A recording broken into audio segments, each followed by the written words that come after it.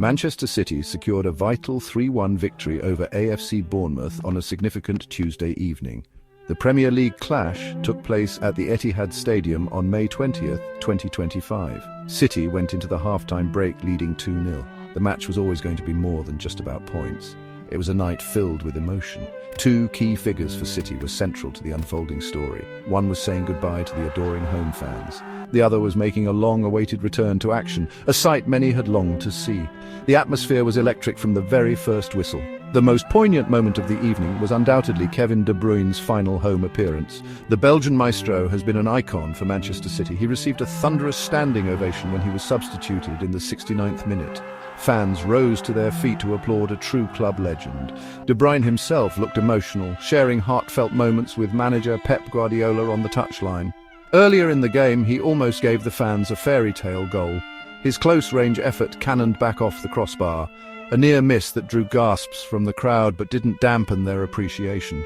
Adding to the positive feeling around the ground was the return of Rodri. The Spanish midfielder had been sidelined for 8 long months. His last game was way back in September. His comeback was greeted with immense enthusiasm from the Manchester City faithful. Seeing him step back onto the pitch was a huge boost for the team. Rodri's presence in midfield has been sorely missed. His return comes at a crucial time in the season for City. His composure and control will be invaluable in the remaining fixtures as they push for their objectives. The Etihad Stadium was a cauldron of different emotions throughout the match. There was the celebration of goals, of course, but there was also a palpable sense of nostalgia for De Bruyne's incredible service. And there was sheer delight at Rodri's return to fitness. Manchester City also managed to maintain their impressive historical record against Bournemouth. They have now won all 7 of their Premier League home games against the Cherries. This dominance provided a confident backdrop to an evening that will live long in the memory of the City supporters for many reasons. Manchester City opened the scoring early in the contest. Omar Marmoush found the net in the 14th minute. The Egyptian forward, who joined City in January, continued his fine form. He unleashed a powerful strike from 30 yards out. The ball flew past the Bournemouth goalkeeper Kepa Arrizabalaga.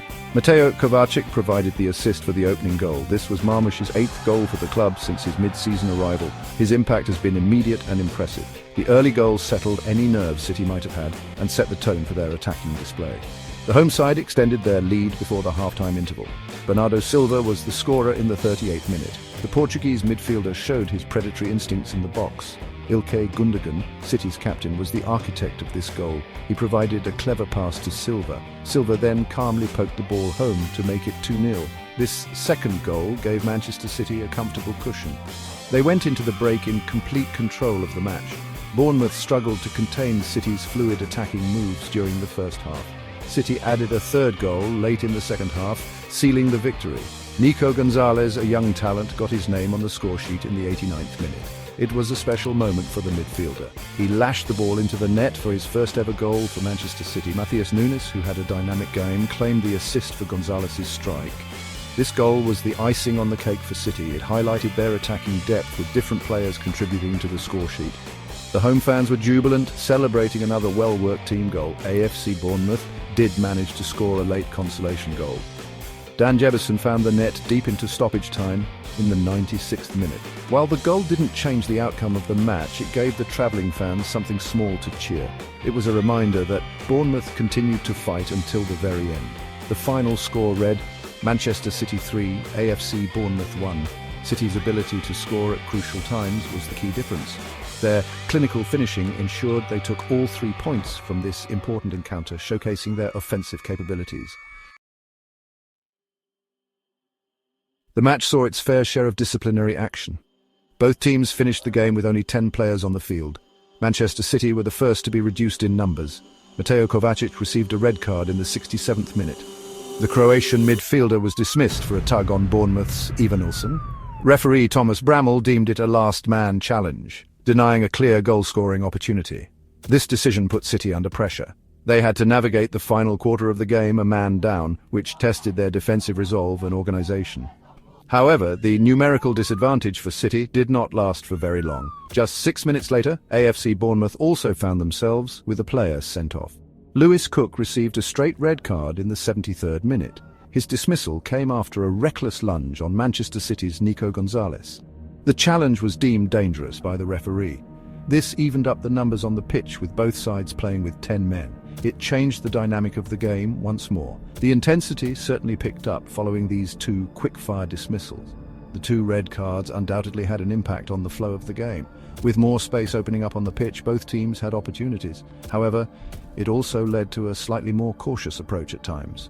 Neither side wanted to concede further with reduced numbers. Referee Thomas Bramall was certainly kept busy. His decisions, including the red cards, were significant talking points after the match. The video assistant referee, VAR, Paul Tierney, would have reviewed these incidents. The challenges were robust, reflecting the competitive nature of Premier League football. Despite playing with 10 men for a period, Manchester City's overall control of the game was evident in the statistics. They enjoyed 57.3% of the possession. City also had more shots, with 12 attempts compared to Bournemouth's 8. 5 of City's shots were on target. Bournemouth managed 2 shots on target and also hit the woodwork once. The expected goals, or XG figures, further supported City's dominance. City registered an XG of 1.5971, while Bournemouth's was 1.0639. These numbers show City created better quality chances throughout the encounter. This crucial victory has significant implications for Manchester City's league standing. Pep Guardiola's side moved up to 3rd place in the Premier League table. They now have 68 points. The win greatly boosts their hopes of qualifying for next season's Champions League. City need just one more point from their final game. Their upcoming match is against Fulham on Sunday. Securing that point will confirm their place among Europe's elite. In the wider title race, Liverpool currently led the league with 83 points, followed by Arsenal on 71 points. For AFC Bournemouth, the defeat at the Etihad was a damaging blow. They remained in 11th place in the table with 53 points. More importantly, this loss effectively ended their aspirations for European qualification. It was a missed opportunity for Andoni Iraola's team. Their recent form has been a concern. The Cherries have now won just one of their last 5 Premier League matches. Despite the loss, Bournemouth's defender Dean Huijsen was rated as their player of the match. He earned an average rating of 8.69 for his solid performance. After the game, Manchester City manager Pep Guardiola spoke to the press. He acknowledged that his team has faced struggles during the current season. However, he stressed the immense importance of this particular win. It was vital for securing that coveted Champions League spot. Guardiola also made a somewhat surprising admission. He commented on the size of Manchester City's squad, perhaps hinting at future transfer plans. Fan reactions were overwhelmingly positive. They celebrated the win, De Bruyne's emotional farewell, and Rodri's welcome return with great joy and relief. Bournemouth manager Andoni Iraola also shared his thoughts post-match. He reflected on the missed chance for his team to push for European football. The disappointment was clear in his comments.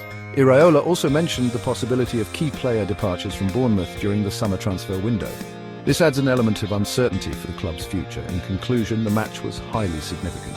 It pushed Manchester City to the brink of Champions League qualification. It also confirmed their continued home dominance over Bournemouth, a record that now stands at 7 straight Premier League wins at the Etihad.